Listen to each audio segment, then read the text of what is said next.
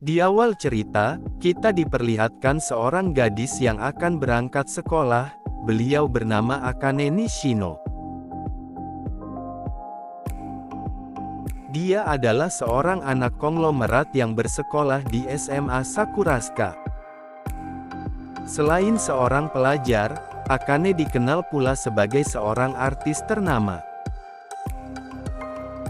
Namun Akane memiliki masa lalu kelam yang membuatnya merasakan trauma hingga saat ini. Akane telah berprofesi sebagai artis sejak dirinya masih kecil. Ketenaran keluarga serta kepopulerannya sebagai artis, membuat Akane diincar oleh penjahat. Tibalah Akane di sekolahnya. Meskipun seorang gadis konglomerat, dia seorang pribadi yang rendah diri. Dia sangat ramah kepada teman-teman di sekolahnya, hal itu ditunjukkan olehnya dengan cara dia menyapa.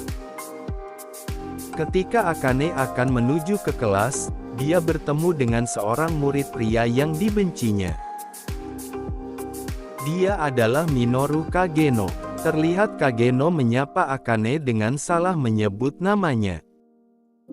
Nampak Akane kesal terhadap Kageno. Bukan karena selalu salah menyebutkan nama, akan tetapi Kageno tidak pernah meliriknya. Di dalam kelas para murid menghampiri Akane akan kekagumannya.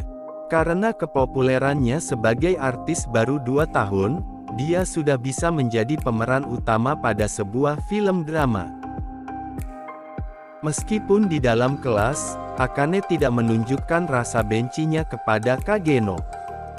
Bukan tanpa alasan, Kageno juga terlihat enggan menatap langsung ke arah Akane. Di masa Akane sekolah SMP, dia pernah berhenti dari dunia hiburan dikarenakan skandal. Sejak kejadian itu, dalam hidupnya seolah dia selalu merasa memakai topeng. Supaya tidak dibenci oleh guru dan murid lainnya, Akane menjadi seorang murid yang teladan. Hal itu menjadi sebuah alasan dirinya tidak ingin dibenci oleh orang-orang sekelilingnya, di saat Akane menjadi orang terkenal. Maka dari itu Akane selalu berusaha keras bersikap manis pada semua. Begitulah cara Akane hidup hingga sampai sekarang. Terlihat Kageno sangat piawai dalam memainkan nada dalam piano di kelas latihan. Sore hari pun berganti malam, terlihat Akane baru saja selesai mengobrol dengan gurunya di dalam ruang kelasnya. Kemudian Akane mengambil handphonenya untuk menelepon supir pribadinya agar melakukan penjemputan. Di sisi lain terlihat supir dari Akane dihadang oleh para penculik, kemudian membuatnya tak sadarkan diri. Karena teleponnya tidak diangkat, akhirnya Akane memutuskan untuk pulang berjalan kaki. Terlihat Kageno melihat Akane dari atas gedung. Di mana hal itu tampak aneh karena Akane pulang berjalan kaki. Dalam perjalanan pulangnya, Akane terkejut dan ketakutan ada seorang pria di belakangnya. Tiba-tiba sosok pria itu berkata, "Kamu Nishino Akane."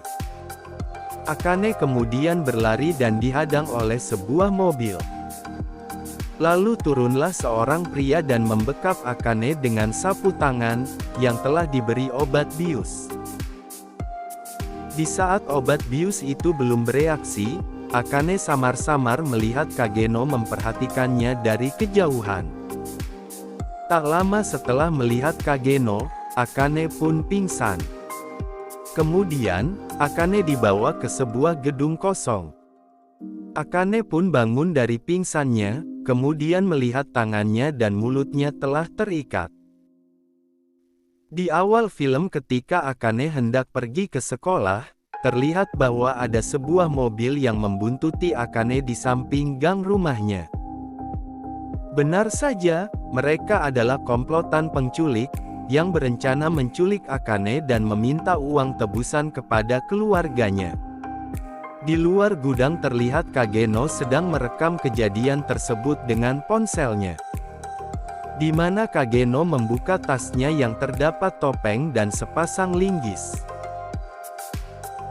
Di saat penculik tersebut akan memperkosanya, Kageno datang menyelamatkan Akane dengan turun dari atas gudang. Namun Kageno menyembunyikan wajahnya menggunakan topeng. Dia juga telah mengganti pakaiannya yang semula masih mengenakan pakaian sekolah. Sangat seru melihat pertarungan Kageno dan para penculik, di mana bela diri yang dipunya Kageno cukuplah tinggi. Dengan kemampuan bela diri yang Kageno miliki, dia berhasil mengalahkan para penculik tersebut, meskipun dirinya sendiri juga cukup terluka.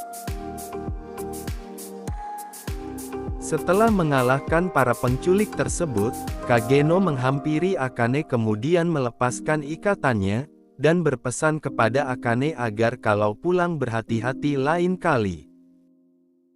Kogane pun lalu menghilang dari hadapan Akane dan sudah berada di atap gedung. Selang beberapa waktu, Akane pun memanggil polisi dan para penculik pun telah diamankan. Di sini Akane merasa penasaran siapakah sosok pria yang telah menolongnya tadi.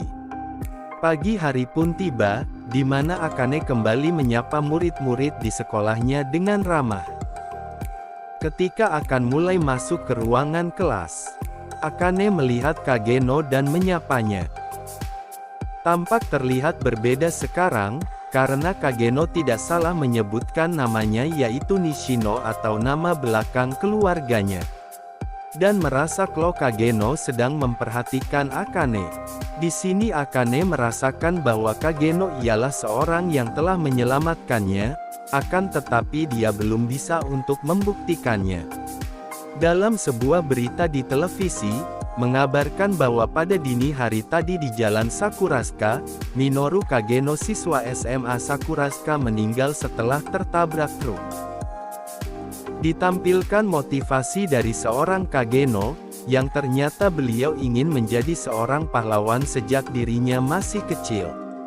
Namun, Minoru berprinsip untuk menjadi sosok yang tak dikenal. Dia ingin menjadi pahlawan di balik bayangan. Akan tetapi, Kageno menyadari bahwa kemampuannya saat itu sangatlah terbatas. Kageno mengandalkan berbagai hal, seperti situasi jika dia dikepung oleh sekelompok orang bersenjata. Dia ingin kekuatan yang jauh lebih besar. Scene berikutnya diperlihatkan Kageno telah mati di dunia aslinya, dan bereinkarnasi kembali di dunia sihir, dengan nama Cid Kageno. Terlihat bagaimana Kageno memimpin para gadis yang berjumlah 7 orang. Para gadis-gadis tersebut sedang menunggu perintah selanjutnya dari Kageno. Di mana ada satu tujuan dari Kageno yang telah berteinkarnasi, yaitu menjadi penguasa bayangan. Terima kasih telah menonton Kage no Jitsuryokusani, episode 1 di Kuyanime. Mimin ucapkan terima kasih, jangan lupa untuk like, komen, dan subscribe gratis kok.